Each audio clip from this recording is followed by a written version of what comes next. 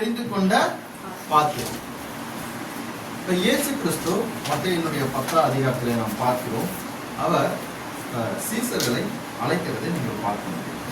மத்தேயு 10ஆம் அதிகாரம் 1ஆம் வசனம் பாருங்க. இயேசு கிறிஸ்து பூமியில் இருந்த போது அவர் இஸ்ரவேல் ஜனங்களுக்கு மேசியா என்று அறிவிக்கப்பட்ட பின்பு தேவன் இயேசு கிறிஸ்து தம்முடைய 12 சீசர்களை தம்மிடம் வரவழைத்து அவர்களுக்கு அசுத்த ஆவிகளை துரத்துவதற்கும் சகல வியாதிகளையும் நோய்களை நீக்குவதற்கும் அதிகாரம் கொடுத்து அனுப்புகிறதை இந்த 10ஆம் அதிகாரத்தினுடைய முழுமையாக நீங்கள் பார்க்கும்போது தெரியும். 10ஆம் அதிகாரம் 1ஆம் வசனம் வாசிங்க. அப்பொழுது அவர் தம்முடைய 12 சீசர்களையும் தம்மிடத்தில் வரவழைத்தார். ஓகே, இங்க பாருங்க. இயேசு கிறிஸ்து யோவான் ஸ்நானகனாலே இஸ்ரவேல் ஜனங்களுக்கு இவர்தான் உலகத்தின் பாவத்தை சுமந்து தீர்க்கிற தேவ ஆட்டுக்குட்டி என்று அறிமுகப்படுத்தப்பட்டார். இயேசு கிறிஸ்து அதன் பின்பாக தம் மக்களிடையே, அதாவது இஸ்ரவேல் ஜனங்களிடையே அவர் வந்த நோக்கத்தை குறித்து, அதாவது மனம் திரும்புங்கள், பரலோக ராஜ்யம் சமீபித்திருக்கிறது என்று பிரசங்கிக்க துவங்கினார். அவருடைய செய்தியை கேட்டு அநேகர் அவர் பின்தொடர்ந்ததை பார்த்தோம். அப்படி பின்தொடர்ந்த அவர்களிலிருந்து அவரை பின்பற்றுவதற்கு விருப்பத்துடன் இருந்த அவருடைய சீசர்களை 12 பேரை அப்போஸ்தலர்களாக தேவன் தெரிந்து கொண்டு அவர்களை அழைத்து அவர்களுக்கு அதிகாரம் கொடுத்து அவர்களை அனுப்பி விடுகிறதை நீங்கள் என்ன பண்ண முடியுங்க? மத்தேயு 10ஆம் அதிகாரத்துல பார்க்க முடியும். என்னன்னு சொல்றாரு? அனுப்பும் போது 7ஆம் வசனத்துல வாசிக்கிறோம். காணாமல் போன ஆடுகளாகிய இஸ்ரவேல் வீட்டரிடத்தில் போங்கள், போகையில் பரலோக ராஜ்யம் சமீபித்திருக்கிறது என்று பிரசங்கியுங்கள். அப்ப தேவன் சீசர்களை அழைக்கிறார், தேவன் சீசர்களை அனுப்புகிறார். அனுப்பும் போது ஒரு செய்தியை கொடுத்து அனுப்புகிறதை பார்க்கிறோம். அதுக்கப்புறம் பாத்தீங்கன்னா அந்த 10ஆம் அதிகாரத்தினுடைய 22ஆம் வசனத்துல சொல்கிறார். என்ன சொல்கிறாரு? என் நாமத்தின் நிமித்தம் நீங்கள் எல்லாராலும் பகைக்கப்படுவீர்கள், முடிவு பரியந்தம் நிலைத்திருப்பவனே ரட்சிக்கப்படுவான் என்று சொல்லி மத்தேயு 11:1 பாருங்களேன். இயேசு தம்முடைய 12 சீஷர்களுக்கும் கட்டளைகளை கொடுத்து முடித்த பின்பு அவர்களுடைய பட்டணங்களில் உபதேசிக்கவும் பிரசங்கிக்கவும் அவ்விடம் விட்டு போனார். 12 பேரை அழைத்தார், அவர்களுக்கு அதிகாரம் கொடுத்தார், அவர்களுக்கு பரலோக ராஜ்யத்தை குறித்து அது சமீபித்திருக்கிறத குறித்து பிரசங்கிக்கும்படி எங்க அனுப்பினார்? யாருக்குள்ள அனுப்பினார்? காணாமல் போன ஆடுகளாக இஸ்ரவேல் வீட்டாருக்குள்ளாக அனுப்புகிறதை நீங்கள் பார்க்க முடிகிறது. அந்த அதிகாரத்தினுடைய 10ஆம் அதிகாரத்தினுடைய 22ஆம் வசனத்திலே அவருடைய நாமத்தின் நிமித்தம் அவர்கள் பகைக்கப்பட வேண்டியதை குறித்தும் முடிவு பரியந்தம் அவர்கள் நிலைத்திருக்க வேண்டியதை குறித்தும் சொல்கிறார். 11ஆம் அதிகாரம் வரும்போது அவர் தம்முடைய 12 சீசர்களுக்கு கட்டளை கொடுத்து முடித்த பின்பு அவர்களுடைய பட்டணங்களில் உபதேசிக்கவும் என்ன பண்றாரு? பிரசங்கிக்கவும் அவரிடம் விட்டு போய்விட்டார். இதே போன்றது ஒரு காரியம் தான் மத்தேயு 28ஆம் அதிகாரம் 18, 19, 20 பார்க்கலாம். ஞாபகம் இருக்குங்களா? மத்தேயு 28ஆம் அதிகாரம் 18, 19, 20. இயேசு கிறிஸ்து உலகத்தினுடைய பாவத்தை சுமந்து தீர்க்கிற தேவ ஆட்டுக்குட்டியாக வந்தவர் உலகத்தினுடைய பாவத்தை சுமந்து தீர்த்த அந்த தீர்க்க தரிசன வாக்குத்தத்தத்தை அவர் நிறைவேற்றி அவர் உயிர்த்தெழுந்து பரலோகத்துக்கு எடுத்துக்கொள்ளப்படுவதற்கு முன்பாக அவர் தம்முடைய சீடர்களை பார்த்து சொல்கிறார், வானத்திலும் பூமியிலும் எனக்கு சகல அதிகாரமும் கொடுக்கப்பட்டிருக்கிறது. நீங்கள் ஆகையால் நீங்கள் புறப்பட்டு போய் சகல ஜாதிகளையும் சீசராக்கி பிதா குமாரன் பரிசுத்த ஆவியின் நாமத்தினாலே அவர்களுக்கு ஞானஸ்தானம் கொடுத்து நான் உங்களுக்கு கட்டளையிட்ட யாவையும் அவர்கள் கைக்கொள்ளும்படி அவர்களுக்கு உபதேசம் பண்ணுங்கள் என்றார். இப்ப பாத்தீங்கன்னா மத்தேயு 11ஆம் அதிகாரத்துக்கும் மத்தேயு 28ஆம் அதிகாரத்துக்கும் மத்தேயு 11ஆம் அதிகாரத்துல அவருடைய சீசர்களை அனுப்புவதற்கும் மத்தேயு 28ஆம் அதிகாரத்துல அவருடைய சீசர்களை அனுப்புவதற்கும் என்ன வித்தியாசம் இருக்கு? நீங்க என்ன புரிஞ்சுக்கிறீங்க? ஏதாவது வித்தியாசங்கள் உங்களுக்கு தென்பட்டுச்சுன்னா சொல்லுங்க. இப்ப ஆண்டவருடைய ஊழியத்துடைய துவக்கத்துல தன்னுடைய சீசர்களை அழைக்கிறதை பார்க்க முடிகிறது. அப்பொழுது 12 பேரை அழைக்கிறதை பார்க்க முடிகிறது. அப்பொழுது அதிகாரம் கொடுக்கிறார், அப்பொழுதும் செய்தியை கொடுக்கிறார். அப்பொழுது எங்க போக சொல்கிறார்? காணாமல் போன ஆடுகளாகிய இஸ்ரவேல் ஜனங்களுக்குள்ளாக போக சொல்கிறார். போக சொல்லி அவர்களை உபதேசிக்கவும் பிரசங்கிக்கும்படியாக கூறுகிறார். இதை பார்க்கிறோமா? மத்தேயு 10:11. மத்தேயு 28 என்ன பார்க்கிறோம்? அதே மாதிரி என்ன சொல்ல வர்றாரு? மத்தேயு 28 அதிகாரம் திருப்பிக் கொள்ளுங்கள். நீங்க வாசிங்க, 18ல இருந்து வாசிங்க. அப்பொழுது இயேசு சமீபத்தில் வந்து அவர்களை நோக்கி, வானத்திலும் பூமியிலும் சகல அதிகாரம் எனக்கு கொடுக்கப்பட்டிருக்கிறது. இங்க யார்கிட்ட சொல்றாரு? எந்த தேசத்தை? 12ஆம்.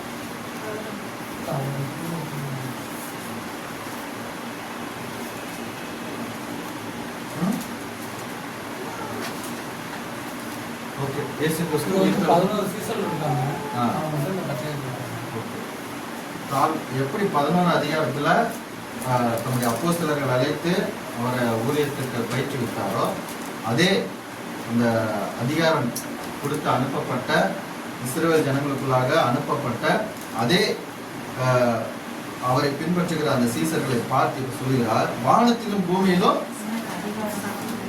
சகல அதிகாரமும் எனக்கு கொடுக்கப்பட்டிருக்கிறது. ஆகையால் நீங்கள் புறப்பட்டு போய் சகல ஜாதிகளையும் 11ஆம் அதிகாரத்துல எங்க போய் யார்கிட்ட போய் அறிவிக்க சொன்னாரு? காணாமல் போன ஆடுகளாகிய இஸ்ரவேல் ஜனங்கள். 28ஆம் அதிகாரத்துல என்ன சொல்லுகிறாரு? சகல ஜாதிகளையும் சீசராக்கும்படி அவர்களுக்கு பிதா குமாரன் பரிசுத்த ஆவியினாலே ஞானஸ்தானம் கொடுக்கும்படி அவர் கட்டளையிட்ட யாவையும் கை கொள்ளும்படி உபதேசம் பண்ண சொல்லுகிறார். சரிங்களா? கரெக்டா நான் சொல்ல வர்றது? அப்ப இயேசு கிறிஸ்து தம்முடைய ஊழியத்துல நம்முடைய சீடர்களை அழைக்கும் போதும் தம்முடைய ஊழியத்தை நிறைவேற்றி மீண்டுமாக நம்முடைய சீசர்களை அனுப்பும் போதும் 2 இடத்திலுமே அவர்கள் புறப்பட்டு போவதும் அனைவருக்கும் அனைத்து ஜாதிகளுக்கும் சுவிசேஷத்தை அறிவிப்பதும் அவர்களுக்கு ஞானஸ்தானம் கொடுப்பதும் அவர் கற்பித்த கை கொள்ளும்படி உபதேசித்த யாவையும் அவர்களும் கை கொள்ளும்படி போதிப்பதும் அவருடைய அப்போஸ்தலர்களுக்கு தேவன் கொடுத்த பணியாக ஊழியமாக இருந்ததை பார்க்க முடியும். சரிங்களா?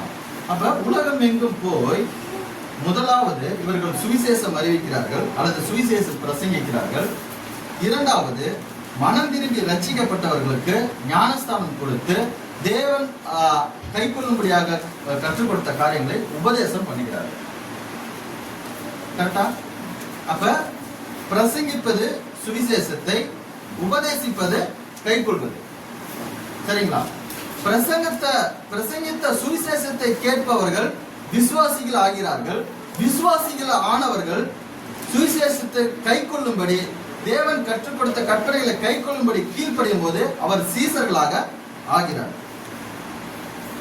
அப்ப விசுவாசிகள் ஆன போது அவர்கள் சீசர்களாக செயல்படுவதற்கு தங்களை அர்ப்பணித்து அவர்கள் எடுத்து வைக்கும் முதல் காரியம் தான் ஞானஸ்தானம். புரியுதுங்களா? அப்ப சகல ஜனங்களுக்கும் சுவிசேஷம் பிரசங்கிக்கப்பட வேண்டும். பிரசங்க செய்தியை கேட்டு விசுவாசிப்பவர்களுக்கு ஞானஸ்தானம் கொடுக்கப்பட வேண்டும்.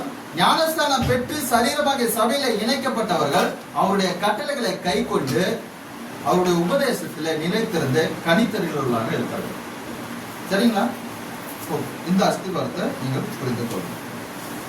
லூக்கா 24 அதிகாரம் 47 லூக்கா 24:47.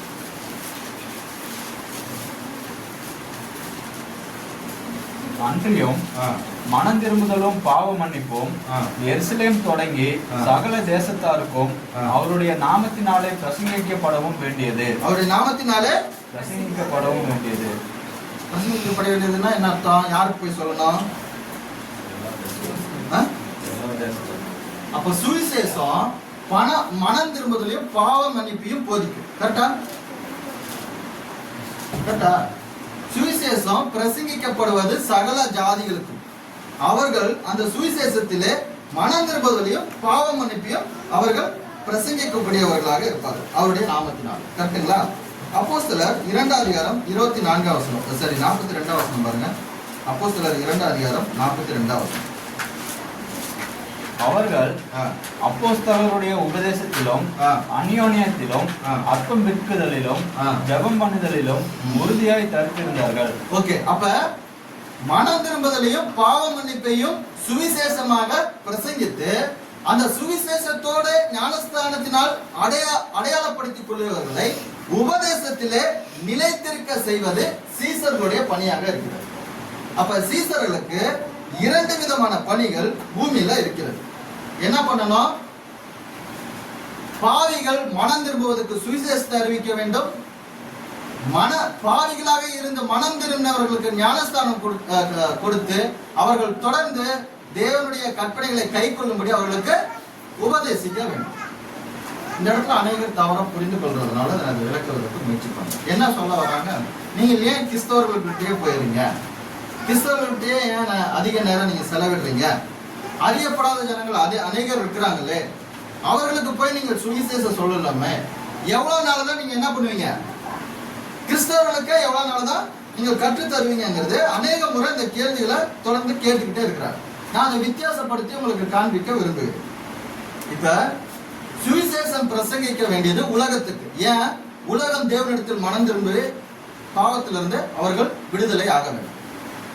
உபதேசம் போதிக்க வேண்டிய இடம் சரீரமாகிய சபைக்கு. ஏன்? அங்க பக்தி விருத்தி உண்டாக வேண்டும். அவர்கள் நிலைத்திருந்து கிறிஸ்துவுக்கு கனித்தருவர்களாக தொடர்ந்து அவருடைய ரட்சிப்பை நிறைவேற்ற வேண்டும். கரெக்டுங்களா? அப்ப இந்த 2 பணியுமே யார் செய்ய வேண்டும்? சீசர்கள் செய்ய வேண்டும். அப்ப சுவிசேஷம் அறிவிப்பது என்பது அவர்கள் மீது விழுந்த கடமையாக இருக்கிறது. அந்த அறிவிக்கப்பட்ட சுவிசேஷத்துக்கு தங்களை தாழ்த்துவர்களை அதில் நிலைத்திருப்பது என்பது அவர்களுக்கு தந்த பொறுப்பாக இருக்கிறது. அதனாலதான் சபையில 5 விதமான ஊழியங்களை தந்து அதை நிறைவேற்றும்படியாக அப்போஸ்தலனாகிய பவுல் எபேசு சபையில தான் இருக்காது 5 விதமான ஊழியங்கள். அதை குறித்து சொல்லுகிறத பார்க்க முடியும். அப்ப கரெக்டுங்களா? அப்ப ஊழியம் எங்க? சமுதாயத்திலயும் இருக்கு, சபையில இருக்கு. சமுதாயத்துல நமக்கு என்ன வேலை? சுவிசேஷத்தை பிரசங்கிக்கும். சபையில நமக்கு என்ன வேலை? கை கொள்ளும்படியாக அவர்களுக்கு போதித்து உபதேசம் பண்ணாங்க. இதை இயேசு கிறிஸ்துவும் செய்தார், அப்போஸ்தலர்களும் செய்தார். அப்ப உண்மையான சீசன் என்பவன் சுவிசேஷத்தை அவனுடைய கடமையாக அவன் அறிந்து அதை அறிவிக்கிறவனாக இருப்பான். அந்த சுவிசேஷம் பாவிகளை தேவனிடத்தில் மனம் திரும்ப செய்யும். அவன் அந்த சுவிசேஷத்தை விசுவாசிப்பதனாலே ஒரு நீதிமானாக அவன் மாறுகிறான். கரெக்டுங்களா?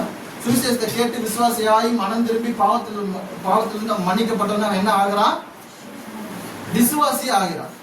விசுவாசி ஆனவன் அவன் தேவனுடைய கற்பனைகளை கை கொள்ளும்படி அவனுக்கு போதிக்கப்படும் போது அவன் தான் நீதிமான் ஆனதுக்கு அடையாளமாக தன்னை ஞானஸ்தானத்துக்கு ஒப்பு கொடுத்து அவருடைய பாதையிலே அவன் தொடர்ந்து செயல்படுவதற்கு தன்னை அர்ப்பணிக்கிறவனாய் இருக்கிறான். அப்படி அர்ப்பணிக்கப்பட்ட ஒவ்வொருவருக்கும் அவருடைய வார்த்தையில் நிலைத்திருக்கும்படியாக உபதேசம் பண்ணுவதும் ஒவ்வொரு உண்மையான சீசனுடைய பணியாக இருக்கு. புரியுதுங்களா? அப்ப உலகத்துக்கு சுவிசேஷத்தை அறிவிப்பது ஒரு சீசனுடைய கடமை. அந்த கடமையை நிறைவேற்றின அவன் அந்த மனம் திரும்பின ஒரு சகோதரியை சபையில தொடர்ந்து நிலைத்திருந்து அவர் கட்டளையிட்ட யாவையும் கை கொள்ளும்படி உபதேசிப்பதும் ஒவ்வொரு சீசனுடைய ஒரு பொறுப்பாக இருக்கிறது என்று பார்க்கிறோம். அப்ப விசுவாசிகள் ஆனவர்கள் அவர்கள் நீதிமான்கள் ஆக்கப்பட்டு அவர்கள் தொடர்ந்து அவருடைய பாதையில் நடக்கும் போதுதான் அந்த பரிசுத்தமானது நடக்கிறது. அந்த பரிசுத்த மாணவர்கள் தான் ஒரு நாள் அவருடைய மகிமையில போய் சென்று சேரக்கூடியவர்களாக இருக்கிறார். இப்ப இயேசு கிறிஸ்து இந்த பணியை பூமியில் இருக்கும்போது செய்தாரா? இயேசு கிறிஸ்து செய்தாரா? என்ன செஞ்சார் அவரு?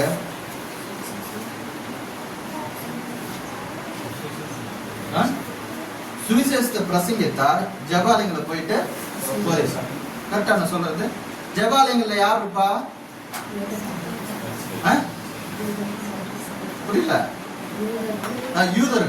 யூதர்களுக்கு வேதாகமத்தை குறித்ததான அடிப்படை காரியங்களை அவர்கள் அறிந்தவர்கள். கரெக்டுங்களா? அவர்களுக்கு எதிலிருந்து பேசுவாரு? தோல் சுருங்களை திறந்து அதிலிருந்து தேவனுடைய வார்த்தைகளை பேசுவார். இப்ப வெளியே போறாரு, அங்க யார் இருப்பா? யூதர்கள் அல்லாதவர்களும் இருப்பாங்க, யூத மார்க்கத்துல பொறிந்தவர்களும் இருப்பாங்க, பொதுவான ஜனங்கள் இருப்பாங்க. அப்ப மலை பிரசங்கத்துல அங்க என்ன பேசுறாரு? தோல் சுருள் எடுத்து திறந்தாரா? அங்க என்ன பேசுறாரு? மனம் திரும்புவதற்கான அவசியத்தையும் நீங்கள் பாக்கியவான்களாக மாற வேண்டிய ஆசீர்வாதத்தையும் அவர் அறிவிக்கிறத பார்க்கணும். புரியுதுங்களா? அப்ப இயேசு கிறிஸ்து தன்னுடைய ஊழியத்துல அவர் என்ன பண்ணாருங்க? அவர் பொதுவான மக்களிடத்தில் பேசுகிறதையும் பார்க்க முடிகிறது.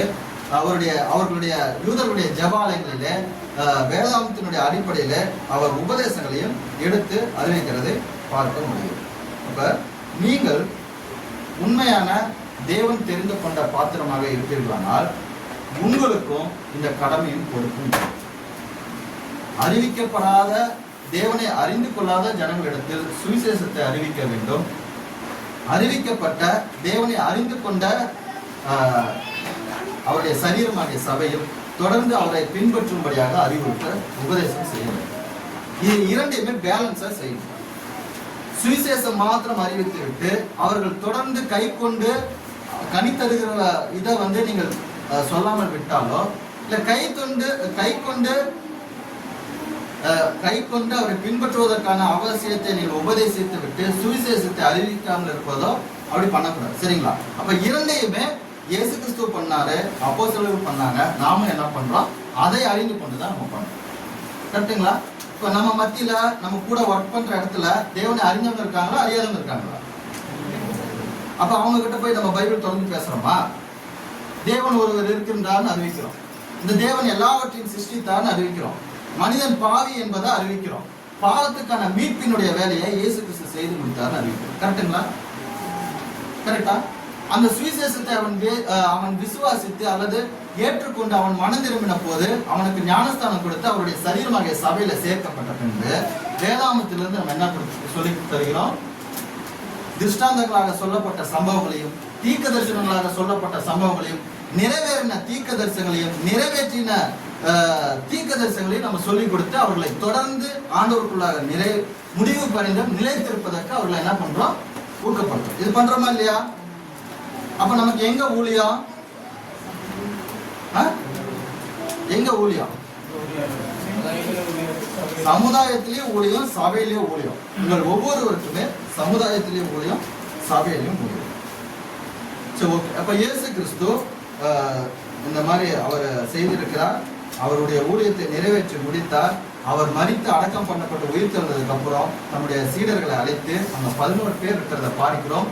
அவர்களிடம் பிரதான கட்டளையை கொடுத்து அதை உலகமெங்கும் சகல ஜாதிகளையும் சீசராக்கி ஞானஸ்தானம் கொடுத்து அதை கை கொள்ளும்படி உபதேசம் பண்ணும்படியாக சொல்றோம். கரெக்டுங்களா?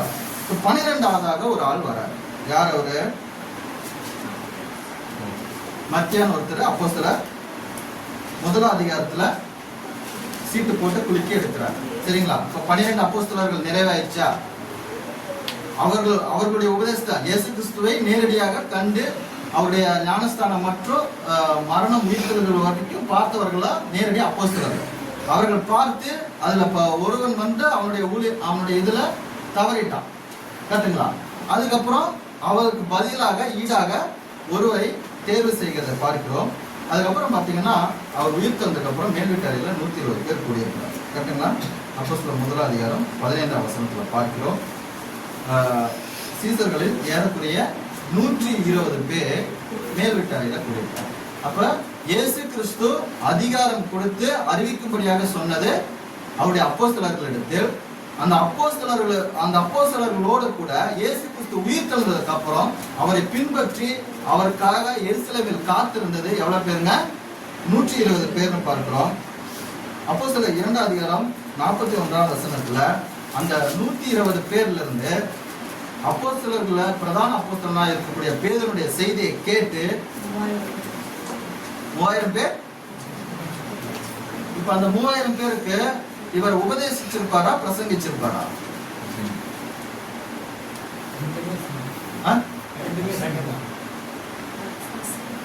புருஷர்கள் மனம் திரும்பி பாவ மன்னிப்பினுடைய நிச்சயத்தை பெற்றுக்கொள்வதற்கு அவங்களுக்கு என்ன பண்ணணும்? இயேசுவே கிறிஸ்து என்று பிரசங்கி செய்தியை கேட்டு மனம் திரும்பி ரட்சிக்கப்பட்டவர்கள் என்ன பண்ணாங்க? ஞானஸ்தானத்துக்கு ஒப்பு கொடுத்து 3000 பேர் அவருடைய சரீரமாகிய சபையில சேர்க்கப்பட்டார். சேர்க்கப்பட்டவர்களுக்கு அப்போஸ்தலர் 2:42 என்ன சொல்றோம்? அப்போஸ்தலருடைய பிரசங்கத்திலும் போட்டிருக்கா? உபதேசத்துல அவர்கள் மனம் திரும்புவதற்கு அவர்களுக்கு அறிவிக்கப்பட்டது, பேதுருவினால் அறிவிக்கப்பட்டது சுவிசேஷம். அந்த அறிவிக்கப்பட்ட சுவிசேஷத்தை ஏற்றுக்கொண்டு ஞானஸ்தானம் பெற்று சரீரமாகிய சபையில இணைக்கப்பட்டவர்களுக்கு தொடர்ந்து அதில் நிலைத்திருப்பதற்கு அவர்களுக்கு அறிவிக்கப்பட்டது உபதேசம். அப்ப சுவிசேஷம் மனம் திரும்புவதற்கு உதவி செய்கிறது, உபதேசம் நிலைத்திருப்பதற்கு உதவி செய்கிறது. ஓகேங்களா? அப்ப 120 பேர் 3000 பேர் ஆறாங்க. நீங்கள் அப்போஸ்தலர் 4:4 வாசிக்கும் போது அந்த 3000 5000 பேராக அதிகமாகிறதை பார்க்கிறோம். அப்போஸ்தலர் 5:14 வாசிக்கும் போது திரளான புருஷர்களும் ஸ்திரீகளும் விசுவாசம் உள்ளவர்களாக விசுவாசம் உள்ளவர்களாகி கர்த்தரிடத்தில் அதிகமாய் சேர்க்கப்பட்டதை பார்க்கிறோம். இந்த சமயத்துலதான் அப்போஸ்தலர் 8:1 வாசிக்கிறோம்.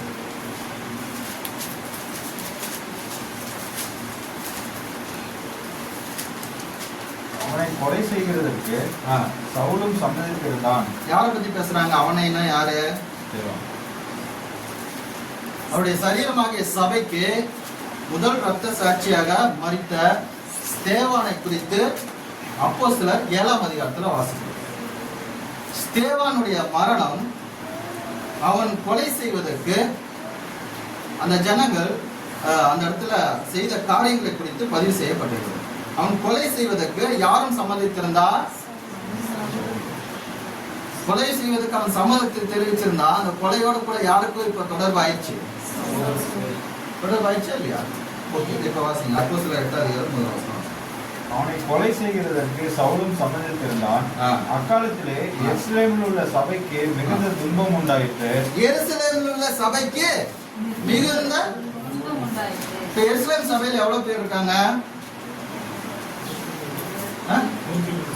120 3000 ஆகி 3000 5000 ஆகி 5000 இப்ப திரளான ஜனங்கள் இருக்காங்க.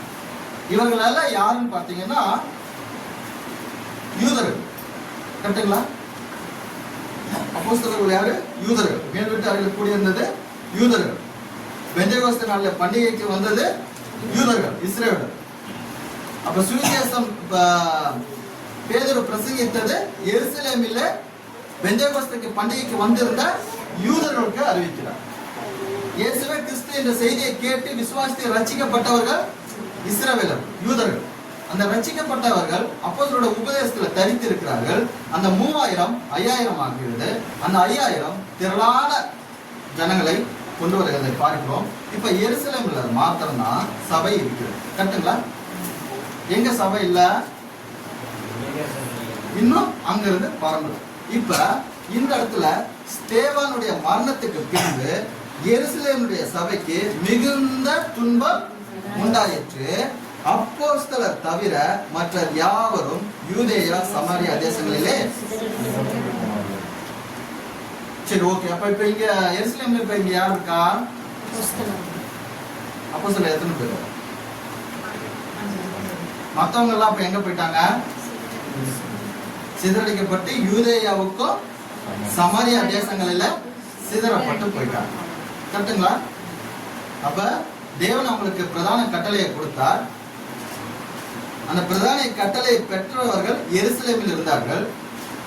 அது 11 அவருடைய மரணம் உயிர்த்தெழுந்ததுக்கு அப்புறம் எத்தனை பேர் இருந்தாங்க? 120 பேர் இருந்தாங்க. பெந்தேகோஸ்தே நாளுக்கு அப்புறம் 3000 5000 திரளான ஜனங்களை கொண்டதாக அந்த சபை மாறுகிறது. அப்போஸ்தலர் 7 முதல் அவருடைய சரீரமாகிய சபையில இரத்த சாட்சியாக ஸ்தேவான் மரிக்கிறார். அவரை கொலை செய்வதற்கு சவுல் சம்மதம் தெரிவித்திருந்தார். அதன் பின்பு சபையில மிகுந்த துன்பம் உண்டாகிறது. அந்த துன்பத்துல அந்த அவருடைய சரீரமாகிய சபை எங்க என்ன பண்ணப்படுதுங்க? மற்ற யூதேயா சமரியா தேசங்களிலே சிதறடிக்கப்படுகிறது. அங்க யார் இருக்கா? எருசலேம்ல யார் இருக்கா? அப்போஸ்தலர்கள் இருக்கிறாங்க. 12 பேர் என்ன பண்ணிருக்காங்க? அப்போஸ்தலர்கள் இருக்காங்க. சரிங்களா? இந்த மாதிரி ஒரு சூழ்நிலையில தான் அப்போஸ்தலர் 9ஆம் அதிகாரம் 1ஆம் வசனம் சவுல் என்பவன் இன்னும் கர்த்தருடைய சீசரை பயமுறுத்தி கொலை செய்யும்படி சீரிக் பிரதான ஆசாரியரிடத்துக்கு போய் இந்த மார்க்கத்தாராகிய புருஷரை ஆகிலும் ஸ்திரீகளை ஆகிலும் தான் கண்டுபிடித்தால் அவர்களை கட்டி எருசலேமுக்கு கொண்டு வரும்படி தமஸ்குவில் உள்ள ஜப ஆலயங்களுக்கு நிறுவனங்களை கேட்டு வாங்கினான். அவன் பிரயாணமாய் போய் தமஸ்குவுக்கு சமீபித்த போது சடிதியிலே வானத்திலிருந்து ஒரு ஒளி அவனை சுற்றி பிரகாசித்தது. அவன் தரையிலே விழுந்தான். அப்பொழுது சவுலே சவுலே, நீ என்னை ஏன் துன்பப்படுத்துகிறாய் என்று தன்னுடனே சொல்லுகிற ஒரு சத்தத்தை கேட்டான். அதற்கு அவன், ஆண்டவரே, நீர் யார் என்றான். அதற்கு கர்த்தர், நீ துன்பப்படுத்துகிற இயேசு நானே, முள்ளில் உதைக்கிறது உனக்கு கடினமாம் என்றார். ஆமென். இப்ப சபை ஸ்தாபிக்கப்பட்டது. சபையில திரளான ஜனங்கள் சேர்க்கப்பட்டார்கள். முதல் இரத்த சாட்சியாக ஸ்தேவான் மரிக்கிறார். அவருடைய மரணத்துக்கு அப்புறம் அவருடைய சரீரமாக சபையில மிகுந்த துன்பம் உண்டாயிற்று. அவர்கள் யூதேயாவிலும் சமரியாவிலும் சிதறடிக்கப்படுகிறார்கள். அப்போஸ்தலர்கள் மாத்திரம் எருசலேமில் இருக்கிறார்கள். ஸ்தேவான் கொலை செய்வதற்கு சவுலும் சம்மதம் தெரிவித்திருந்தார். அந்த சவுல் சீசர்களை என்ன பண்ணுகிறார்? பயமுறுத்தி கொலை செய்யும்படியாக பிரதான ஆசாரியர்களிடம் அவன் என்ன பண்ணுகிறான்? அதுக்கான அதிகாரம் பெற்றுக்கொண்டு அவர்களை எருசலேமுக்கு கொண்டு வரும்படியாக ஜெப ஆலயத்தினருக்கு நிருபங்களை கேட்டு வாங்கி கொண்டு அவன் பிரயாணத்தில் இருக்கும்போது தமஸ்குவுக்கு சமீபத்த போது சடுதியாய் வானத்திலிருந்து ஒரு ஒளி அவனை சுற்றி பிரகாசிக்கிறது. அவன் தரையில விழுகிறான். அப்போது அந்த ஒளியிலிருந்து சத்தம் உண்டாகிறது. சவுலே சவுலே, நீ என்னை ஏன் துன்பப்படுத்துகிறாய் என்று தன்னுடனே சொல்கிற ஒரு சத்தத்தை கேட்கிறார். அதற்கு அவன், ஆண்டவரே, நீ யார் என்று கேட்கிறதை பார்க்க முடியும். பாத்தீங்கன்னா சபை எருசலேம்ல இருந்திருக்கலாம் தானே? கரெக்டுங்களா? மிகுந்த துன்ப வலின்னா ஜனங்கள் எங்க இருந்திருப்பாங்க? எருசலேம்ல இருந்து அவர்கள் உலகம் எங்கும் சிதறி போவது யாருடைய சித்தமாக இருக்கிறது? அந்த தேவனுடைய சித்தம் எந்த சம்பவத்துக்கு அப்புறம் நடக்கிறது? முதல் ரத்த சாட்சியாகிய ஒரு மரணம் உண்டானதுக்கு அப்புறம் நடக்கிறத பார்க்க முடியும். இப்ப சிதறி போன அந்த சீசர்களை கொலை செய்யும்படியாக ஜெப ஆலய தலைவர்களிடம் அனுமதி வாங்கி கொண்டு கொலை செய்வதற்கு பிரயாணத்தில் இருக்கிறது யாரு? சவுல். தமஸ்கு வீதியில அந்த சவுலை சந்தித்தது யாரு? இயேசு கிறிஸ்து சந்திக்கிறதை பார்க்க. சவுலே சவுலே, நீ என்னையே அப்ப அவருடைய சரீரமாகிய சபையை துன்பப்படுத்துவது என்பது இயேசு கிறிஸ்துவை துன்பப்படுத்துவதற்கு அடையாளமாக இருக்கு. அப்படி துன்பப்படுத்துவதற்கு புறப்பட்ட சவுல் அந்த சத்தத்தை கேட்டு அவன் என்ன கேட்கிறான்? ஆண்டவரே, நீ யார் என்று கேட்கிறான். அதற்கு கர்த்தர், நீ துன்பப்படுத்துகிற இயேசு நானே, முள்ளில் உதைக்கிறது உனக்கு கடினமா. அதுக்கு அடுத்த வசனம் வாசிங்க, 6ஆம் வசனம். அவன் நடுநடுங்கி திகைத்து, ஆண்டவரே, நான் என்ன செய்ய சித்தமாய் இருக்கிறீர் என்றான். ஆண்டவரே, நான் என்ன செய்ய சித்தமாய் இருக்கிறீர் என்றான். அதற்கு கர்த்தர், நீ எழுந்து பட்டணத்துக்குள்ளே போ, உனக்கு செய்ய வேண்டியது அங்கே உனக்கு சொல்லப்படும் என்றார். இப்ப ஆண்டவர் சூஸ் பண்றது யாரை சூஸ் பண்றாரு? ஒரு ரத்த சாட்சியாக மரிப்பதற்கு காரணமாக சம்மதம் தெரிவித்த ஒரு சவுலை அவருடைய பணிக்காக தெரிந்து கொள்கிறார். கரெக்டுங்களா? இப்ப பவுலுடைய ஊழியத்தை குறித்து நமக்கு தெரியும். அவர் எவ்வளவு மிஷனரி பயணங்களை மேற்கொண்டாரு, எவ்வளவு சபைகளை ஸ்தாபித்தாரு, புறஜாதிகளுக்கு அவர் அப்போஸ்தலனாக அவர் நியமிக்கப்பட்டு எவ்வளவு வல்லமையா அவருடைய ஊழியத்தை நிறைவேற்றி முடிச்சாருன்னு நமக்கு தெரியும். ஆனா அவருடைய ஆர்வம் இப்படிப்பட்டதாக இருந்தது.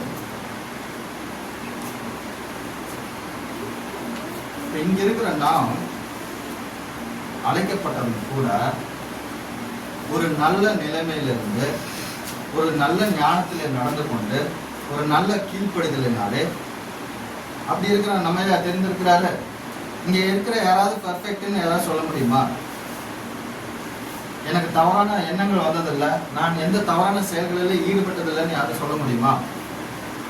கொலை செய்வதற்கு சம்மதம் தெரிவித்த சவுலை தேவன் தெரிந்து கொண்டு தம்முடைய ஊழியத்துல அதுவும் புறஜாதிகள் மத்தியில மிகுந்த வல்லமையாக அவர் உபயோகப்படுத்தினாங்க. உங்களையும் கூட தேவன் அழைத்திருப்பது ஒருவேளை உங்களுடைய தவறுகளிலிருந்து நீங்கள் மனம் திரும்பி பாவ மன்னிப்பதனுடைய நிச்சயத்தை பெற்று ஞானஸ்தானம் எடுத்து அவருடைய உபதேசங்களை கை கொள்ளும்படியாக நீங்கள் உங்களை ஒப்பு கொடுத்திருப்பீர்களானால் அவர் தம்முடைய ஊழியத்துக்கு வல்லமையா பயன்படுத்துறதுக்காக உங்களை அழைத்திருக்கிறாங்க. புரியுதுங்களா? இப்ப ஸ்தேவானை கொலை செய்த காரணத்துக்காக அவர் குற்ற உணர்வோட ஊழியத்துக்கு தயக்கம் செய்தாரா? ஊழியத்துக்கு உடனடியாக தேவனோட கூட இணைந்து அவருடைய ஊழியத்தை ஆரம்பிச்சாரா? பவுல் என்ன பண்ணாரு? நீ யார் என்று கேட்டார், நான் என்ன செய்ய சித்தமா இருக்கிறேன். இப்ப ஆண்டவருடைய அணுகுமுறையை கவனிங்கள. இப்ப இங்க சிலர் நீங்கள் ஆண்டவரை அறிந்து நீங்கள் என்ன செய்ய சித்தமா இருக்கிறீர்கள் என்று ஒருவேளை யோசிக்கிறவர்களாக இருப்பீர்களானால் இந்த பேசேஜை நீங்க கவனிச்சு பாருங்க, இந்த தொகுப்பை நீங்க கவனிச்சு பாருங்க. 10ஆம் வசனம் வாசிங்க. தமஸ்குவிலே அனனியா என்னும் பேருள்ள ஒரு சீசன் இருந்தான். தமஸ்குவிலே நீங்கள் எந்த பகுதியில ஆண்டவர் உங்களை சந்திக்கிறாரோ அதே பகுதியில நீங்கள் ஆண்டவருக்கு என்று பயன்படுத்துவதற்கு ஆண்டவருடைய பிள்ளைகளை வச்சிருப்பாருங்க. நான் என்ன சொல்ல வரேன், சவுலை அழைத்த தேவன் அந்த மிஷனை நேரடி அவரே சொல்லியிருக்கலாமா இல்லையா? ஆனா யார் மூலமா சொல்றாரு? அனனியா என்ற அவருடைய சீசன் மூலமா சொல்றாரு. சொல்ல வாசிங்களா. தமஸ்குல அனனியா என்னும் பேருள்ள ஒரு சீசன் இருந்தான்.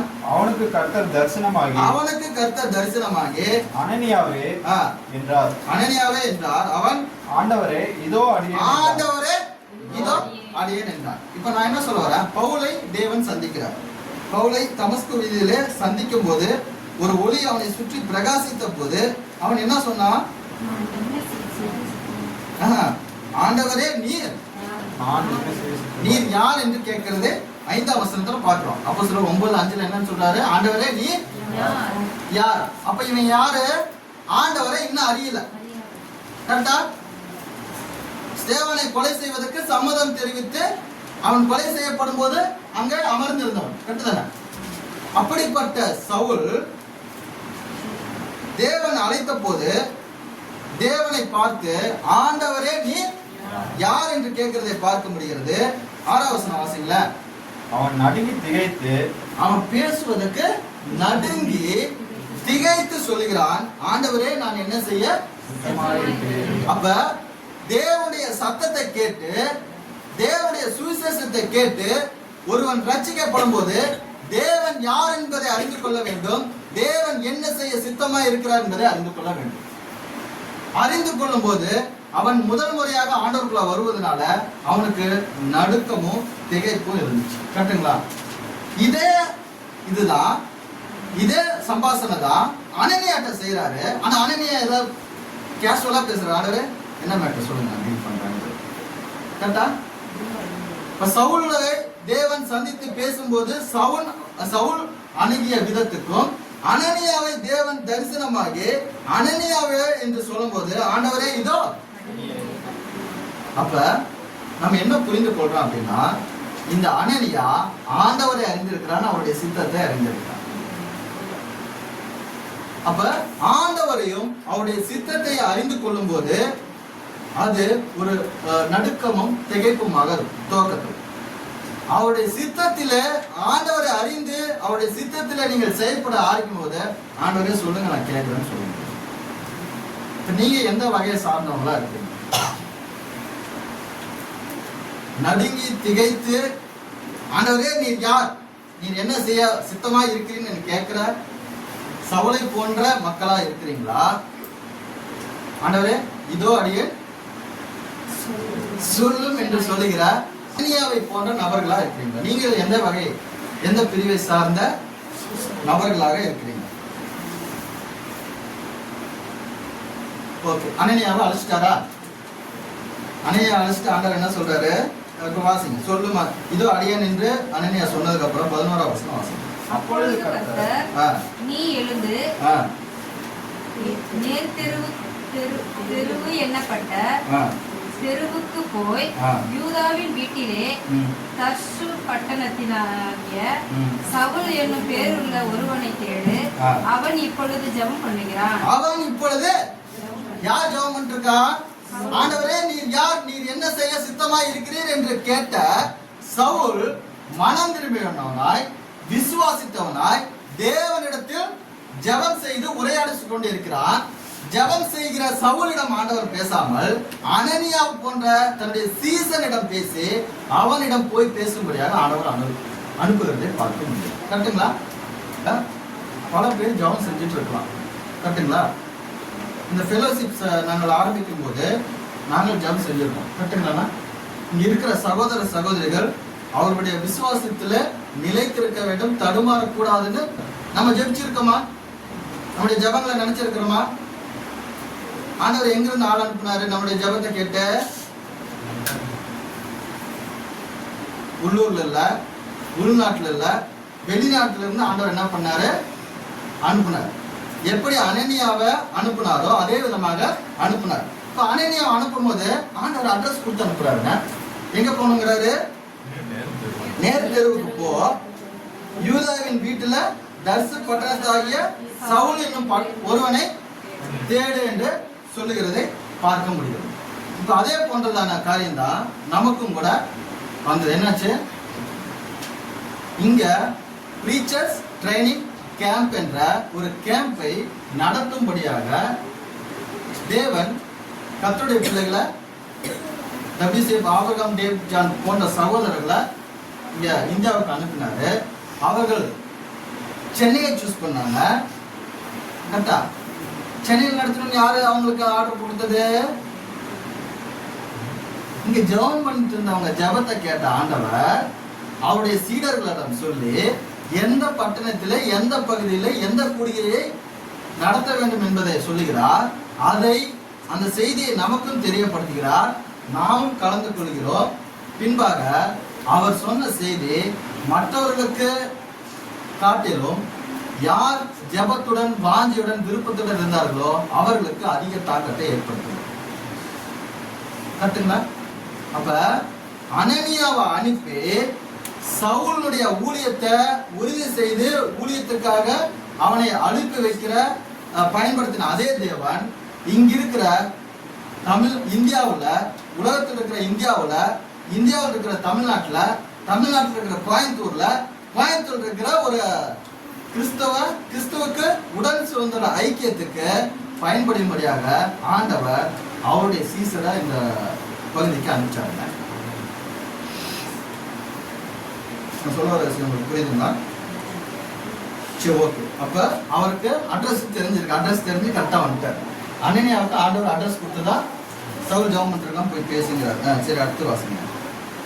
அனனியா என்னும் பேருள்ள ஒரு மனுஷன். எத்தனை வாசிக்கிறீங்க? 12. ஓகே, ஆண்டவர் சொல்றது நீங்க அதுக்கப்புறம் வாசிங்க. இப்ப 15 வாசிங்க.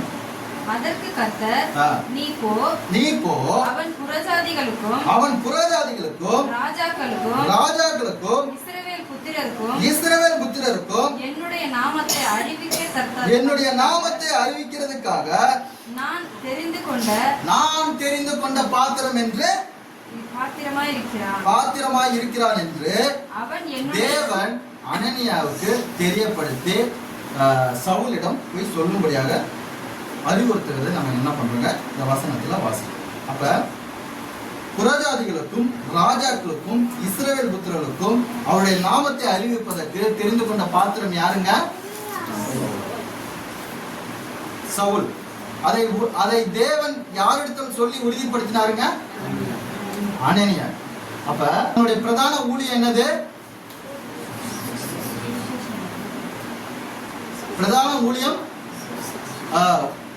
மனம் திரும்புதலை சுவிசேஷமாக சமுதாயத்தில் அறிவிப்பது, தொடர்ந்து அவருடைய கற்பனைகளை கை கொண்டு நிலைத்திருக்கும்படியாக சபையில் போதிப்பது. அப்ப இந்த ஊழியத்தை எங்கிருந்து துவங்கணும்? எருசலேம்ல இருந்து அப்போஸ்தலர்கள் துவங்கினாங்க. நாம எங்க இருந்து துவங்கினோம்? எதுங்க சொல்றது? முதல்ல நம்ம வீட்டுல இருந்து ஆரம்பிக்கும். கரெக்டுங்களா? அவர் தான் தெரிந்து கொண்ட ஜனங்களிடத்திலிருந்து ஆரம்பித்தார். அவர்களிலிருந்து 12 பேரை தெரிந்து கொண்டார். அவர்கள் வசித்த எருசலேம்ல இருந்து அந்த ஊழியத்தை துவங்கினார். அதுக்கப்புறம் அவங்க சிதறடிக்கப்படுறாங்க. அநேகருக்கு அவங்க பிரயோஜனம் உள்ள பாத்திரமா மாறுறாங்க. அப்ப நீங்க முதலாவது நீங்கள் ரட்சிக்கப்பட்டிருந்தால் உங்க குடும்பத்துல உங்களுடைய ஊழியத்தை துவங்க வேண்டும். அதுக்கப்புறம் உங்களுடைய பகுதிகளில் ஊழியத்தை துவங்க வேண்டும். கர்த்தரை அனுமதித்தால் ஆண்டவர் எங்க அனுப்புறாரோ அங்க போய் உங்களுடைய ஊழியத்தை செய்யணும். கரெக்டுங்களா? எடுத்த உடனே வெளிநாடு போற ஆசையில தயவு செஞ்சு விட்டுருங்க. எடுத்த உடனே அடுத்தவங்களுக்கு ஊழியம் செய்யறதையும் விட்டுருங்க. முதல்ல உங்க ஊழியத்தை உங்களுடைய குடும்பத்துல ஆரம்பிங்க. முதல்ல உங்களுடைய ஊழியத்தை உங்களுடைய பகுதிகளில் ஆரம்பிங்க. முதல்ல உங்களுடைய ஊழியத்தை உங்களுடைய தேசத்துல செய்ய தொடங்க. அப்படிதான் சவுல் ஆரம்பிச்சார். சரிங்களா? 19 வருஷம் வாசிங்க. பின்பு அவன் போஜன பண்ணினு பலப்பட்டான். சவுல் தமஸ்குவில் உள்ள சீசருடனே சில நாள் இருந்து, பின்பு அவனுடைய சம்பவங்கள் அதுக்கப்புறம் வாசிங்க. நம்ம வாசிட்டோம், அதனால சுருக்கமா சொல்றேன். பின்பு அவன் போஜனம் பண்ணி பலப்பட்டு சவுல் தமஸ்குவில் உள்ள சீசருடனே சில நாள் இருந்து தாமதமின்றி கிறிஸ்து தேவனுடைய குமாரன் என்று ஆலயங்களிலே பிரசங்கித்தான். பிரசங்கம் எங்க அறிவிக்கப்படணும்? சமுதாயத்துல, ஜனங்கள் மத்தியில. பவுல் எங்க போய் அறிவித்தாரு? ஏன்னா மனம் திரும்ப வேண்டியவங்க ஆலயத்துல இருந்தாங்க. புரியுதா? நான் சொல்ல ஒரு விஷயம் புரியுதா? மனம் திரும்புதலை பிரசங்கமாக சுவிசேஷமாக அறிவிக்கணும். மனம் திரும்ப வேண்டியவங்க எங்க இருந்தாங்க? நானும் உங்களை பார்த்து நானும் உங்களுக்கு சொல்ல விரும்புறேன். உங்களோட கூட நீங்கள் இருக்கிற பகுதியிலே சீசர்களோட கூட நீங்கள் இருந்து நீங்கள் தாமதமின்றி கிறிஸ்து தேவனுடைய குமாரன் என்று உங்கள் மத்தியில் இருக்கிற கிறிஸ்தவர்கள் அல்லாது கிறிஸ்தவர்களை போன்று நடித்துக் கொண்டிருக்கிற அவர்களிடம் மனம் திரும்புதலை சுவிசேஷமாக பிரசங்கியுங்கள். வாசிங்க 21 வாசிங்க. கேட்டவர்கள் எல்லாரும் ஆச்சரியப்பட்டு எருசலேமில் இந்த நாமத்தை தொழுது கொள்ளுகிறவர்களை நாசமாக்கி இங்கேயும் அப்படிப்பட்டவர்களை கட்டி பிரதான ஆசாரியர்களிடத்திற்கு கொண்டு போகும்படி வந்தவன் இவன். நீங்க ஊழியத்துக்காக உங்களை ஒப்பு கொடுத்து வரும்போது ஜனங்களுடைய பார்வை இவன் பலகாரம் தானே, இவன் பொய் சொல்றவன் தானே, இவன் விபச்சாரக்காரன் தானே, இவன் வேசித்தனம் பண்ணவன் தானே, இவன் உண்மை இல்லாதவன் தானே. ஆண்டவர் சீர்பொருந்த செய்தது, ஆண்டவர் மனம் திரும்ப செய்தது ஜனங்களுக்கு ஆரம்ப கட்டத்தில் தெரியாது. தெரியாத போது உங்களை ஏற்றுக்கொள்வது அவங்களுக்கு கடினமானதா இருக்கும். உங்களுடைய பழைய வாழ்க்கை முறை தான் அவங்களுக்கு என்னவா இருக்கும்? அவங்களுடைய கண்ணோட்டமா இருக்கும். அந்த கண்ணோட்டத்துல தான் உங்களை பார்ப்பாங்க. நீங்கள் சொல்வதை கேட்டு அவங்க என்ன பண்ணுவாங்க? ஆச்சரியப்படுவாங்க. அதுக்கப்புறம் வாசிங்க 22 வாசிங்க. சவுல் அதிகமாக திடர் கொண்டு. அப்ப நீங்க என்ன பண்ணணும்? அந்த மாதிரி நிராகரிப்பு வரும்போது அதிகமாக திடன் கொண்டு இவரே கிறிஸ்து என்று திருஷ்டாந்தப்படுத்தி தமஸ்குல் குடியிருக்கிற யூதர்களை, அவங்க அப்படி சொன்னாலும் நீங்க அவங்களை கலங்கடிக்க வேண்டியது உங்க மேல விழுந்த கடமை பொறுப்புமா இருக்கணும். புரியுதுங்களா? உங்களுடைய பழைய வாழ்க்கையை குறித்து பழைய கண்ணோட்டத்தில் உங்களை பார்த்து உங்க உபதேசத்தை குறித்து அவர்கள் ஆச்சரியப்பட்டு அவர்கள் உங்களை நிராகரிக்கலாம், உங்களை அவமதிக்கலாம், உங்களை அசட்டை செய்யலாம். ஆனால் அப்படிப்பட்ட ஜனங்கள் மத்தியில நீங்கள் ஆசீர்வாதமா இருப்பதுக்கு தானே உங்களுடைய தேவன் தெரிந்து கொண்ட பாத்திரமா உங்களுடைய தேவனுக்கு பயன்படுத்துறாரு. கரெக்டுங்களா? அப்ப எங்க ஜெபாலயங்களில போயிட்டு ஜனங்களை கொலை செய்யும்படியாக அனுமதி பெற்று அவர்களை பிடித்து கொண்டு எருசலேமுக்கு வரும்படியாக போனானோ அங்கேயே அவன் கிறிஸ்து தேவனுடைய குமாரன் என்றும் இவரே கிறிஸ்து என்றும் திருஷ்டாந்தமாக சொல்லும்படியாக ஆண்டவர் மாத்தினாருங்க. புரியுதுங்களா? எங்க உங்களை அவமதிக்கிறார்களோ, எங்க உங்களை நிராகரிக்கிறாங்களோ, எங்க உங்களுடைய பழைய பாவங்களை பார்த்து உங்களை இது பண்றாங்களோ அந்த இடங்களில சுவிசேஷம் சொல்ல வேண்டியது உங்களுடைய கடமை. அப்படிப்பட்ட ஆடியன்ஸுக்கு தாங்க ஆண்டவர் உங்களை அனுப்புறாரு. அப்ப இவருடைய ஊழியம், சவுலுடைய ஊழியம், அவன் யார் என்று அறிந்த ஜனங்களிடத்துல தான் போய் அறிவிச்சான். அறிவிக்கிற செய்தியோட கூட தன்னுடைய வாழ்வியலையும் காண்பிச்சான். அவருடைய சித்தத்தை அறிந்து அவருடைய பாதையில பயணித்து அவன் கிறிஸ்துவை பிரதிபலிக்கிற ஒரு வாழ்க்கையை வாழ்ந்திருக்கிறாங்கிறத நாம் புரிந்து கொள்ள முடியும்.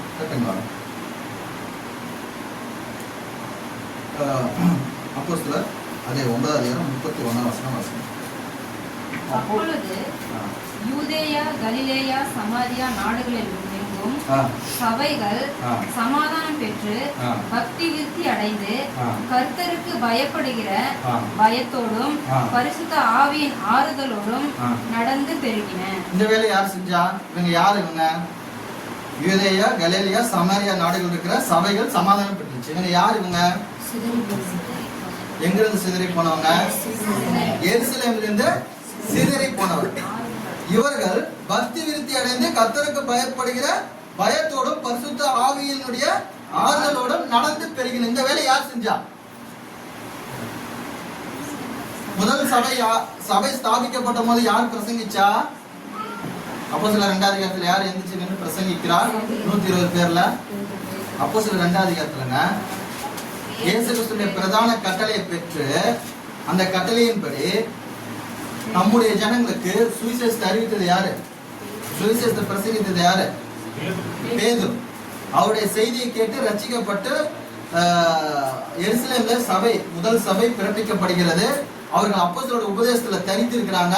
இந்த சபை தான் 3000 பேரா இருந்து 5000 பேர் இருந்து திரளான ஜனங்களாக ஸ்தேவானுடைய ரத்த சாட்சி மரணத்துக்கு அப்புறம் யூதேயாவிலும் சமாரியாவிலும் சிதறடிக்கப்படுகிறது. சிதறடிக்கப்பட்டு இந்த சீசர்களை துன்புறுத்தும்படியாக சவுல் ஜபாலய தலைவர்களோட பிரதான ஆசிரியர்களுடைய கட்டளையை பெற்று போகிறாரு. அவருடைய பிரயாணத்துல தமஸ்கு வீதியில தேவன் சந்திக்கிறாரு. சந்தித்து, ஆண்டவரே நீர் யார்? நீர் என்ன செய்ய சித்தமா இருக்கிறீர் என்று கேட்கிறாரு. அதுக்கப்புறம் அனனியா மூலமாக அவருடைய சித்தத்தை அவருடைய திட்டத்தை தேவன் சவுலுக்கு தெரியப்படுத்துறாரு. அதை தெரிந்து கொண்ட சவுல் இவரே யாரு? கிறிஸ்து தேவனுடைய குமாரன் என்று திருஷ்டாந்தப்படுத்தி அவன் என்ன பண்றான்? அதிக தினம் கொண்டு ஜெபாலயங்களை அவன் போதிக்கிறத பார்க்கிறோம். போதித்த பின்பு அவனுடைய பேசேஜ் முடிஞ்சதுக்கு அப்புறம் பாத்தீங்கன்னா யூதேயா கலிலேயா சமரியா நாடுகளிலே சபைகள் சமாதானம் பெற்று பக்தி, அப்ப சிதறி இருக்கிற சபைகள் பக்தி விருத்தி அடைகிறதையும் கர்த்தருக்கு பயப்படுகிற பயத்தோடு பரிசுத்த ஆவியினோடு நடந்து பெறுகிறதையும் நம்ம பார்க்க முடிகிறது. கரெக்டுங்களா? இந்த வேலையை யார் செஞ்சிருப்பான்னு கேட்கிறார்.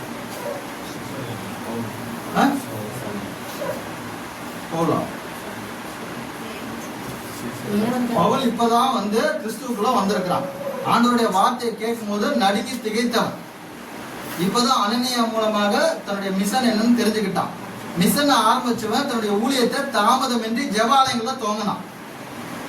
கரெக்டுங்களா? அவன் பிரசங்கிக்க ஆரம்பித்தான். அவன் மனம் திரும்ப வேண்டியவர்கள் ஜெபாலயங்கள் இருந்ததுனால அந்த மனம் திரும்புதல் அவன் என்ன பண்ணான்? பிரசங்கித்தான்.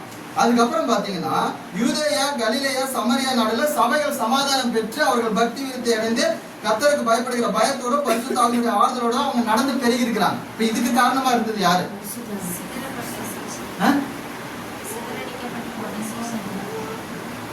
இப்ப அந்த எருசலேம்ல இருந்து சிதறடிக்கப்பட்டாங்கல்ல, அவர்களிடம் உபதேசம் இருந்துச்சுங்க.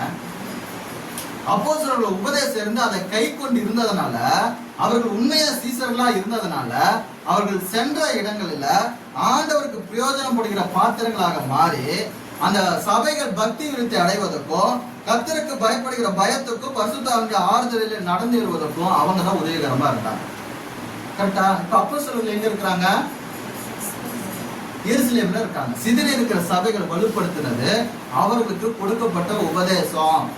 அந்த உபதேசத்தை கை கொண்டதுனால அவங்க பக்தி விருத்தி அடைந்து பரிசுத்த ஆவியினுடைய கர்த்தருக்கு பயப்படுகிற பயத்தோடும் பரிசுத்த ஆவியல் ஆறுதலோடும் அவங்க என்ன பண்ணாங்க? நடந்து பெருகி இருக்கிறாங்க.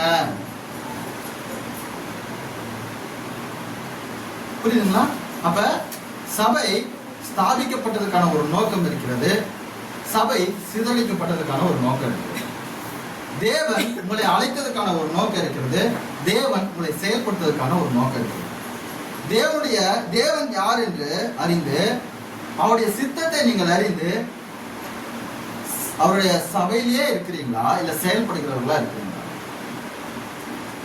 செயல்படுகிற பாத்திரங்கள் தானே ஆண்டவர் விரும்புறாரு. கரெக்டா? கரெக்டா தப்பா? செயல்பட பாத்திரங்கள் தான் ஆண்டவர் அழைக்கிறாரு. செயல்படுறதுக்கு தான் ஆண்டவர் விரும்புறார். நாம் செயல் அற்றவர்களாக இருக்கக்கூடாது. நீங்கள் செயல்படுகிறவர்களாக இருக்கும்போது சபைகள் பக்தி விருத்தி அடையும், கர்த்தருக்கு பயப்படுகிற பயத்திலும் பரிசுத்த ஆவியினுடைய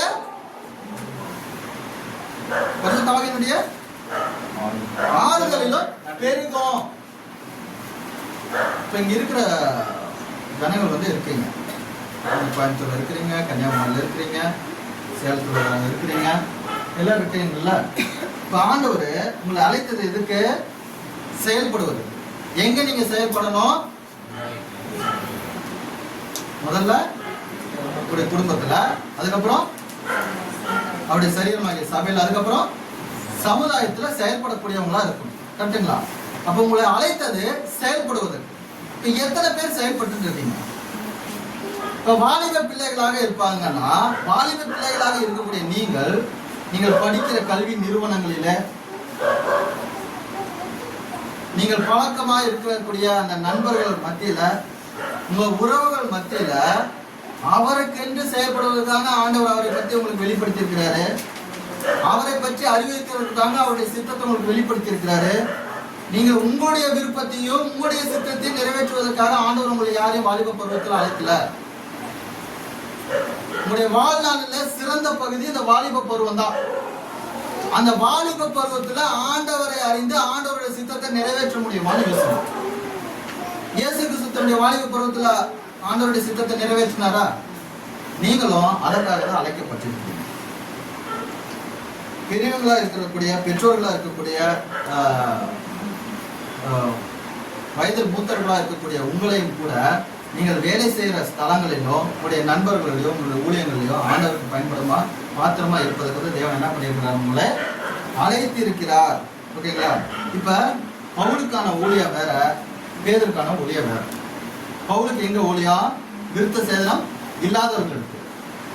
பேதருக்கு எங்க ஊழியம்? விருத்த சேதனம் உள்ளவர்கள் இருக்கு. கரெக்டுங்களா? அப்ப உங்களுக்கான ஊழியர் எங்கன்னு பாருங்க. சமுதாயத்திலயா சபையிலையா? ரெண்டிலுமே நமக்கு ஊழியர் இருக்கு. ஆனா ஆண்டவர் என்ன ஸ்பெஷல் கிஃப்ட் கொடுத்திருக்காருன்னு பாருங்க. அதை செயல்படுத்துறதுக்கு முயற்சி செய்யுங்க. நீங்கள் ஜெபம் செய்ய ஆண்டவர் என்ன செய்ய சித்தமாக இருக்கிறார் என்று வேண்டுதல் செய்யும் போது ஆண்டவர் வேத வசனங்களின் மூலமாகவும் அவருடைய சீடர்கள் மூலமாக உறுதிப்படுத்துவாங்க. உறுதிப்படுத்தும் போது அந்த வார்த்தைகளுக்கு நீங்கள் இடமளித்து தாமதமின்றி அவரை அறிவிக்கிறதுனால ஆண்டவர் பார்ப்பாங்க. தாமதமின்றி அறிவிக்கிறவர்களா இருக்கும்போது அநேகருக்கு பிரயோஜனமுள்ள பாத்திரமா மாறிடுங்க. நீங்க தாமதப்படுத்திட்டே இருந்தீங்கன்னா கடைசி வரைக்கும் ஆண்டவருக்கு பயன்படும் பாத்திரமாகவும் ஆவது கடினமாயிரும், அநேகருக்கு பிரயோஜனமுள்ள பாத்திரமாகவும் ஆவது கடினமாக போயிடும். சரிங்களா? பவுல் அநேக திருச்சபைகள் உருவாவதற்கும் அநேகர் ஆண்டவரிடத்தில் மனம் திரும்புவதற்கும் உகந்த பாத்திரமாக பிரதான அப்போஸ்தலர்கள் இருந்தாலும் கூட புறஜாதிகளுக்கு அப்போஸ்தலராக தேவனால் அழைக்கப்பட்ட பாத்திரம். புறஜாதிகளுக்கும் ராஜாக்களுக்கும் இஸ்ரவேலருக்கும் சுவிசேஷத்தை அறிவிக்கும்படியாக தேவன் என்ன பண்ணாருங்க? அவரை அழைத்திருந்தார். கொலோசியர் 1 23 வசனம் பாருங்க. கொலோசியர் 1 23 வசனம். அந்த சுவிசேஷம் வானத்தின் கீழே இருக்கிற சகல சிருஷ்டிக்கும், சுவிசேஷம் வானத்தின் கீழே இருக்கிற சகல சிருஷ்டிக்கும் அறிவிக்கப்பட வேண்டும், பிரசங்கிக்கப்பட வேண்டும். சுவிசேஷம் வானத்தின் கீழே இருக்கிற சகல சிருஷ்டிகளுக்கும். உபதேசம் யாருக்கு? சகல வானத்தின் கீழே இருக்கிற சகல சிருஷ்டிகளுக்கும் சுவிசேஷம் பிரசங்கிக்கப்படணும். உபதேசம் மனம் திரும்பி விசுவாசித்து ரட்சிக்கப்பட்டு தேவனுடைய கட்டளைகளை கை கொள்ளும்படியாக அவருடைய சரீரமாகிய சபையில இணைக்கப்பட்டவர்களுக்கு உபதேசம் போதிக்கப்பட வேண்டும். உபதேசம் தான் அவர்கள் சத்தியத்துல நிலைத்திருந்து கனி கொடுக்கிறவர்களாக அவர்களை மாற்றி. சுவிசேஷம் அவர்கள் ஆண்டவரிடத்தில் வருவதற்கான அழைப்பு. உபதேசம் அவர்கள் ஆண்டவரில் நிலைத்திருந்து கனி தருவதற்கான போதனை. லூக்கா 8:16.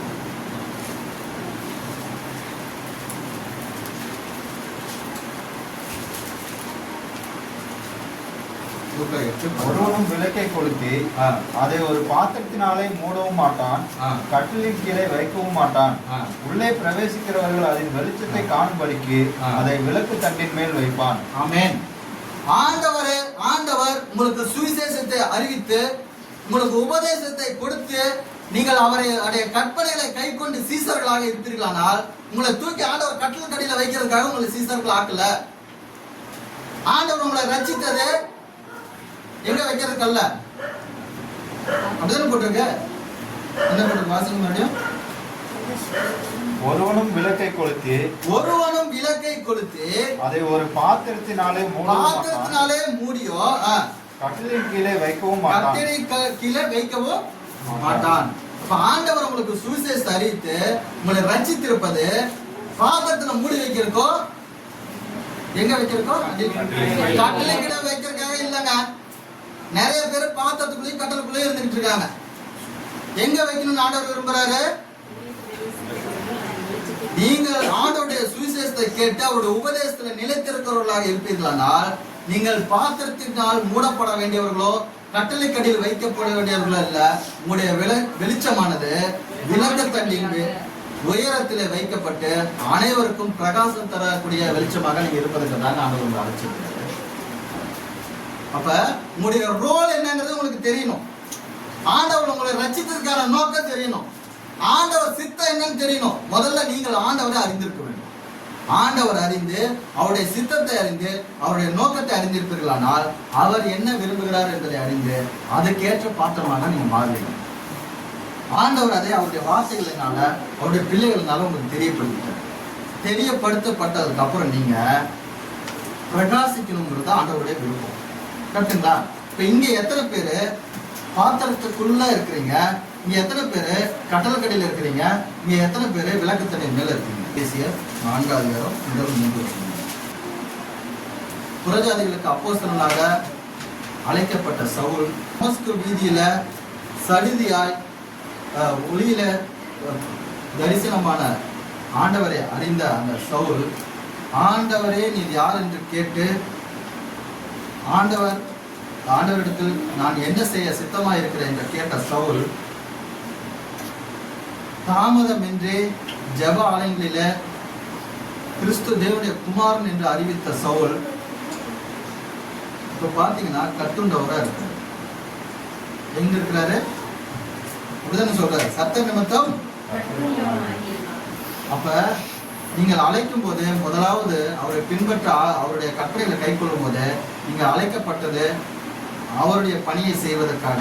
அவருடைய பணியை செய்யும் போது உங்களுக்கு பாடுகள் இருக்கும், உபத்திரவங்கள் இருக்கும், துன்பங்கள் இருக்கும், சோதனைகள் இருக்கும். அதன் மத்தியிலும் நீங்கள் எப்படி நடக்கணுங்க?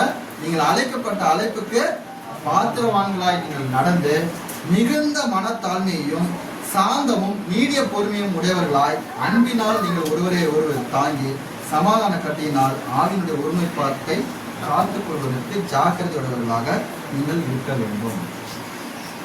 அப்ப நீங்கள் ஆண்டவருக்கு பயன்படும் பாத்திரமாக இருப்பீர்களானால், உங்களுடைய அழைப்பை நீங்கள் அறிந்திருப்பீர்களானால், உங்களை அழைத்த தேவன் யார் என்பதை அறிந்திருப்பீர்களானால், உங்களுடைய அழைப்பை தேவனுடைய பிள்ளைகள் மூலமாக ஆண்டவர் உறுதி செய்திருப்பாரானால், உங்களை பார்த்து நான் அன்புடன் கேட்டுக்கொள்கிறேன், தாமதமின்றி உங்களுடைய பணிகளை துவங்குங்கள். உங்களுடைய பணிகளை நீங்கள் துவங்கி அதை செய்ய ஆரம்பிக்கும் போது உங்களுடைய ஜனங்கள் உங்களை நிராகரிப்பார்கள். உங்களுடைய முந்தைய வாழ்க்கையினுடைய கண்ணோட்டத்துல தான் உங்களை பார்ப்பாங்க. அந்த சமயத்துல நீங்கள் சோர்வடைந்து போகாமல், பலனற்று போகாமல், திணறடைந்து இவரே கிறிஸ்து என்று அறிவியுங்கள். அதன் நிமித்தமாக நீங்கள் கட்டுண்டவர்களாக இருந்தாலும் கூட நீங்கள் அழைக்கப்பட்ட அழைப்புக்கு பாத்திரமாய் மிகுந்த மனத்தாழ்மையுடன், சாந்தத்துடன், நீடிய பொறுமையுடன், அன்பினால் நீங்கள் ஒருவரை ஒருவர் தாங்கி சமாதான கட்டினால் ஆவினுடைய ஒருமைப்பாட்டை காத்துக் கொள்வதற்கு ஜாக்கிரதையுடையவர்களாய் இருக்கிறார். ஆண்டவர் உங்களை அழைத்ததுக்கான நோக்கம் அதுதான். இங்க இருக்கிற ஒவ்வொருவரையும் அழைத்திருக்கிறார். உங்களுடைய வாழ்க்கையினுடைய சிறந்த பகுதியை நீங்க ஆண்டவருக்கு கொடுக்க ஆயத்தமா இருக்கிறீங்களா? சீசத்துவத்தினுடைய முக்கியத்துவத்தை நாம் அறிந்து நாம் சீடர்களாக இருந்து உண்மையான சீடர்களை உருவாக்கும் போது உண்மையான சீடன் எல்லா சூழ்நிலைகளிலும் அவன் இயேசுவை கிறிஸ்து என்று அறிவிக்கிறவனாகவும், எல்லா பிரச்சனைகளின் மத்தியிலும் அவன் திடன் கொண்டு திருஷ்டாந்தமாய் அறிவிப்பதற்கு தைரியம் உள்ளவனாகவும் இருப்பான். ஓகேங்களா? ஆண்டவருடைய சத்தியத்தை இந்த தினத்துல நீங்க கேட்பீங்கன்னா நீங்கள் நடுநடுங்கி திகைக்கிறீர்களா? ஆண்டவரே சொல்லும், அடியேன் கேட்கிறேன் என்று சொல்கிறீங்களான்னு பாருங்க. எந்த பதில் உங்களோட இருக்கு? ஆண்டவர் உங்களிடம் அவருடைய சத்தத்தை, எளிய சத்தத்தை தெரிவிப்பாரானால், பேசுவாரானால், நீங்கள் அவருடைய சத்தத்தை கேட்பீர்களானால், தாமதமின்றி உங்களுடைய அழைப்பை நீங்கள் ஏற்றுக்கொண்டு, ஆண்டவரே சொல்லும், இதோ அடியேன் இருக்கிறேன் என்று உங்களுடைய பணியை, ஊழியத்தை உங்களுடைய குடும்பத்திலும் உங்களுடைய சபையிலும் உங்களுடைய சமுதாயத்திலும் செய்யும்படியாக அன்போடு கூட உங்களை அனைவரும் நான் வாழ்த்துகிறேன்.